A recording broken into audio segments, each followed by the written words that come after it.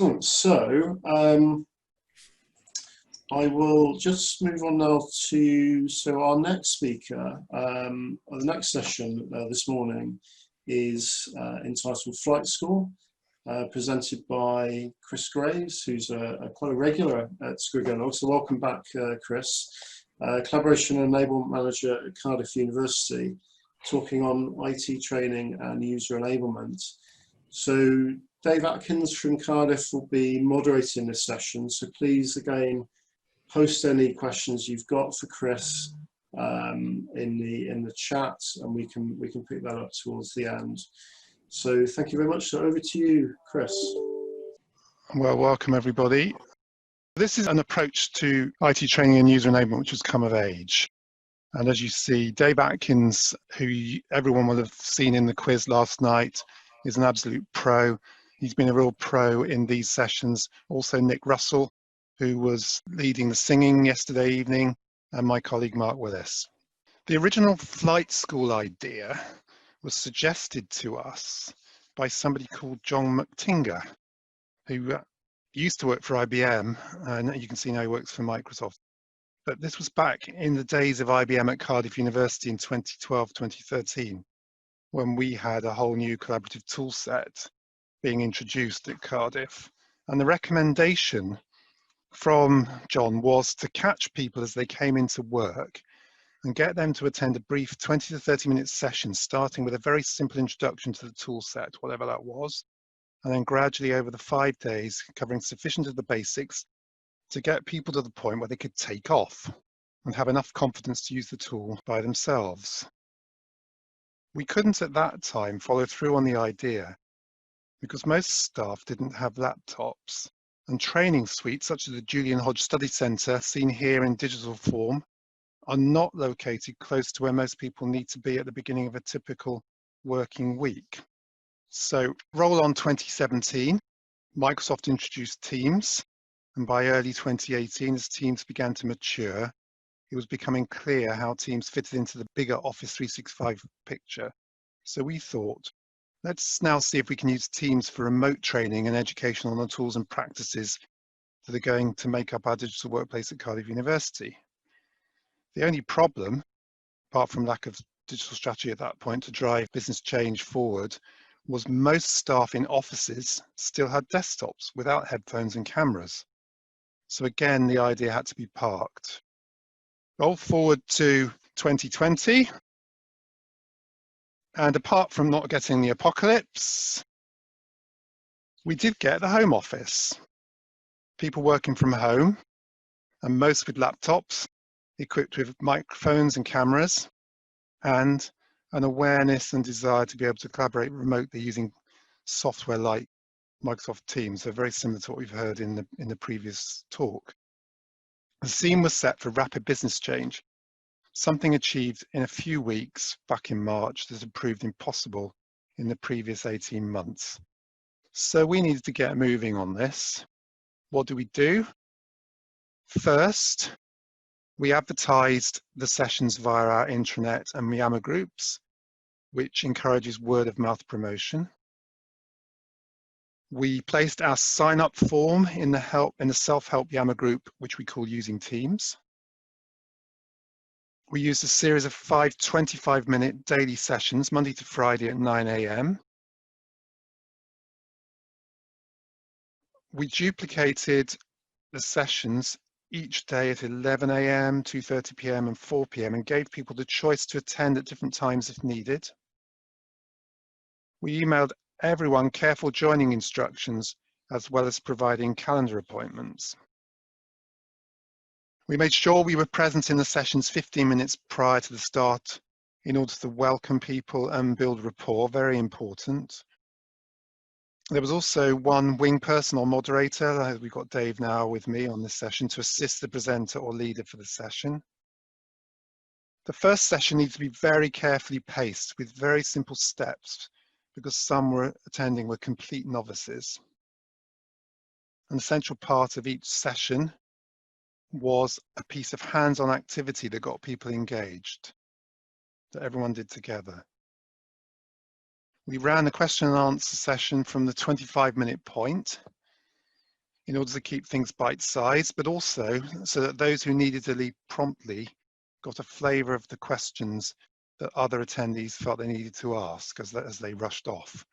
And then finally, we remained online until the last attendee was happy with the answers we were giving, which in some cases meant follow-up assistance one-to-one. So as I said, session 1 was used to get people competent at navigating the screen. This is the really careful first session, and to introduce the idea that they could listen or watch in a Teams meeting whilst doing other activities within Teams that the presenter, whoever that was, either me or Dave, asking them to do something. So this and the next few slides are the actual PowerPoint slides that we used in that session to get people used to moving round the screen and to get around the problem that some attendees would have of not actually ever having used the tool before and not knowing how to navigate the screen. So what we did first of all, and it's a very simple thing, people just needed to know how to toggle the chat to get this toolbar to pop up, something very simple. So we spent time on that. And then we said, well, you're coming into a meeting like this. This is like a Zoom meeting, but this is a Teams meeting. And we made clear that down the left-hand side, it was the third button that we were going to be using for most of the sessions. That we were going to be using this chat button on the 4th session, but for most sessions, we would be looking at this. And that we made it very clear that when they clicked on that button, the presentation would then contract into this rectangle at the top left-hand corner, which would still be live, and you can see Nick Russell there with a purple circle around him. Meanwhile, once that had contracted, they would then be able to look around a team that they were in. In this case, this is one of our teams that Dave, Nick, Mark, and myself use.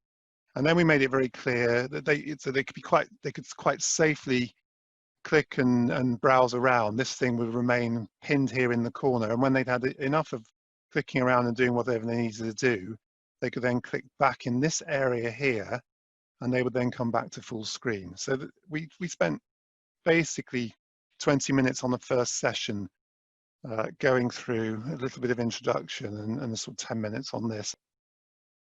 So then part of the introduction was this slide, which we used. And as you can see, this is an inverted Maslow's triangle. We were trying to make the point, this was Nick Russell's suggestion because of what we'd seen with confusion about Zoom. We were trying to make it really clear that the primary point of Teams was the conversations in Teams, which we did in session 2, and then files in session 3. So very bite-sized pieces. And then on session 4, we were moving away from the Teams part of Teams, looking at one-to-one chat and what we called chat groups. And then the final session was these bottom 2 parts of the triangle. And we're strongly of the view that the focus needs to be on the functionality for Teams, i.e.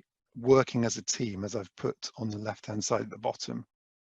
Teams, small t rather than capital T as the Microsoft product. You know, you're part of a team. We just seen a presentation from a team. They are part of a team.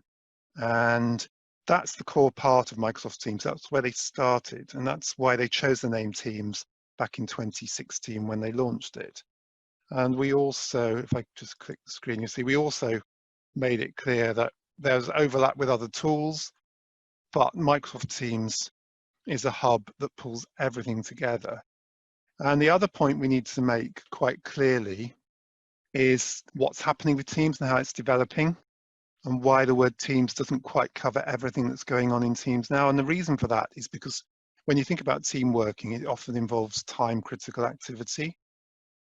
And what's happened is that Microsoft has decided then to move all its time-critical real-time functionality into Microsoft Teams. So in Cardiff, we're using Skype for Business still as our telephone system, and that is moving into Microsoft Teams at some stage in the future. Some organizations will have already have done that. So we made that very clear.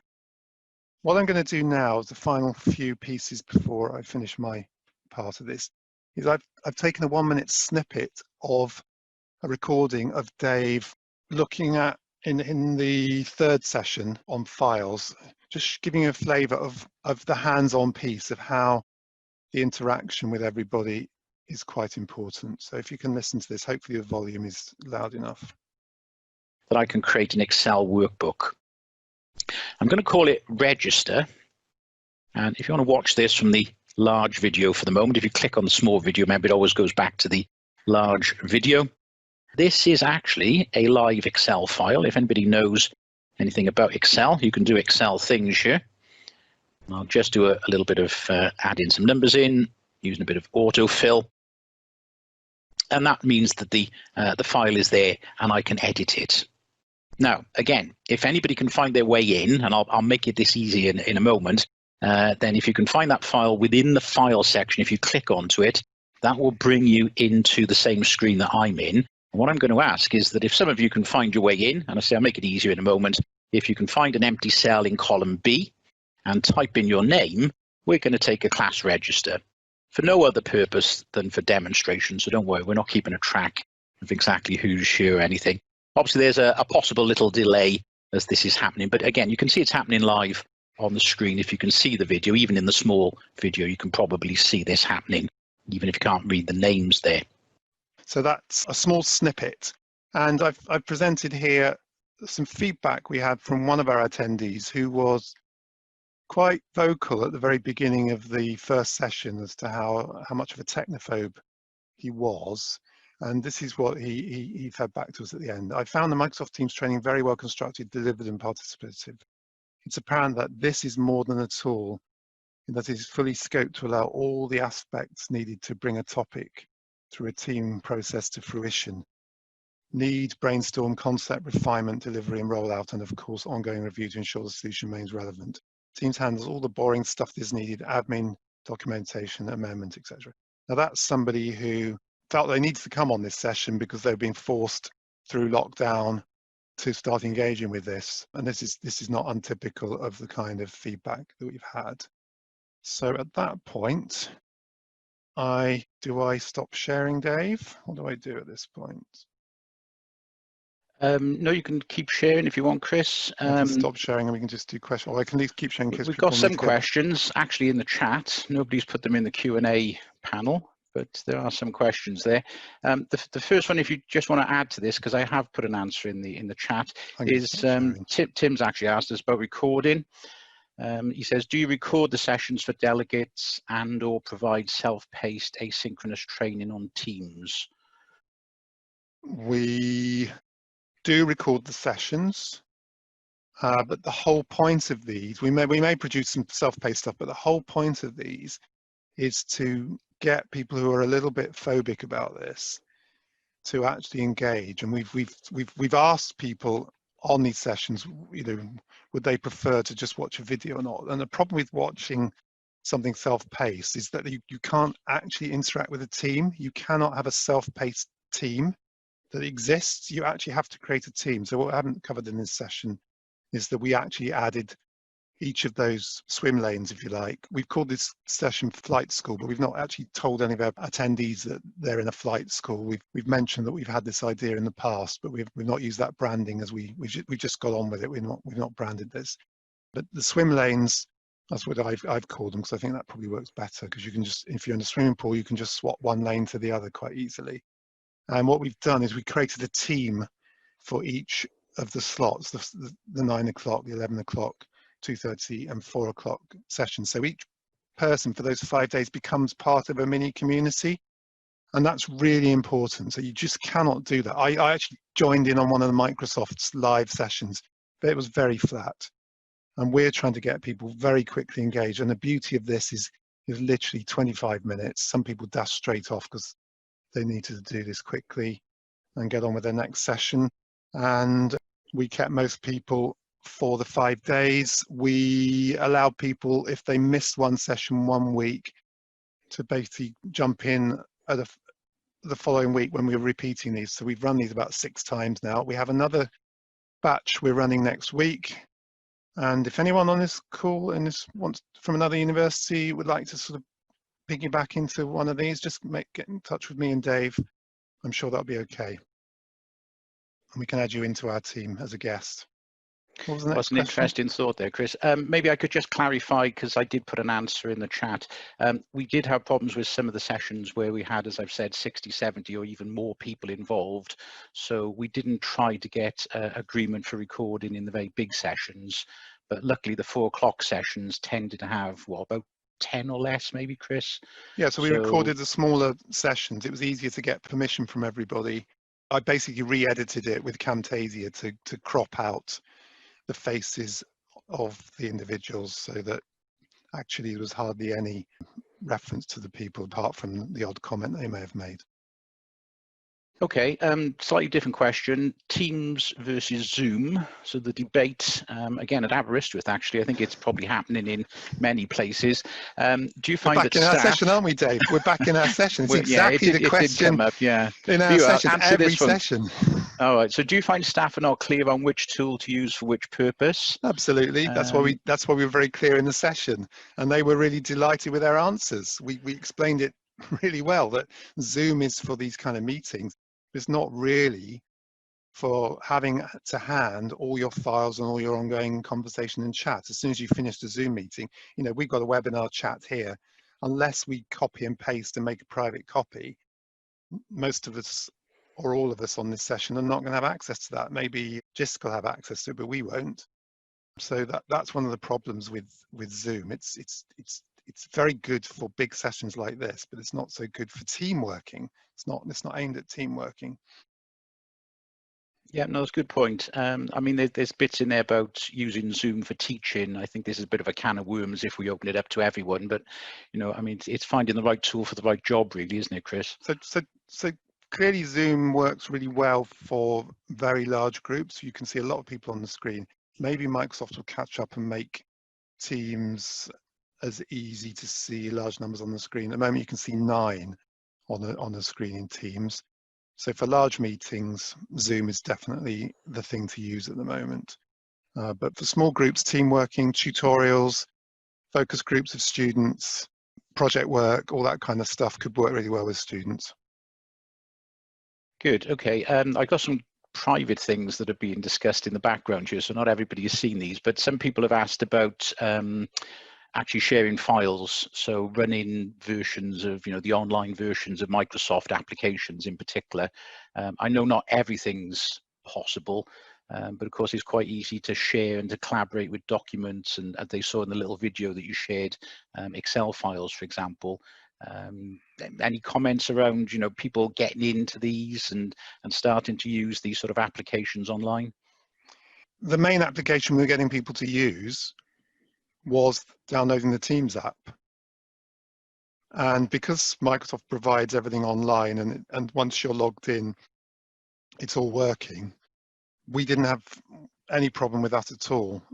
The main focus was to get people used to using Teams, and we gave people options. You could either look at the online version or the desktop app if they already had it installed on their computer, but we were mindful of that, and this was really an introductory session. It wasn't a detailed session. What we're thinking is doing maybe 3 or 4 follow-up intermediate sessions, intermediate to advanced sessions on specific parts of using Teams that we know are coming up, because we're dealing with those issues in our using Teams forum in Yammer. We're getting lots of feedback via that, and obviously the questions that we have when we talk with people. Well, one of the really good things about these sessions was that we established good relationships with people working on all sorts of things around the university. And then with some of them, we've been able to help them in a group basis. So that would be the equivalent of helping the group, Dave Malkovich and the others in the previous call, that were they to be one of those groups. It'd be that size of group that we've also helped. Good. Okay, thanks. Just before I hand back to Tim, Paul has just made a point about translation. I don't think we've got anything set up on this particular one, but Paul said Zoom lets you add a separate translator's audio channel. Well, Teams actually does try to do it on the fly, doesn't it? So if you have got a Teams or even a Teams Live, if anybody's used Teams Live, Microsoft are trying to sort of translate live, and it's not working too badly. I know some of my colleagues have seen this in action. Yeah, Paul's just said there it doesn't recognise spoken Welsh. No, I think you've got to speak in English and it'll translate into Welsh, Paul. I think little steps maybe. Perhaps that's asking too much to go the other way from Welsh to English at the moment. But I know that Microsoft are working on this sort of online live translation, whereas Zoom, you have to have a translator, I think, in the background, don't you? You've got one Q&A down there, I think. Oh, yes, Paul's just popped in the Q&A as well there.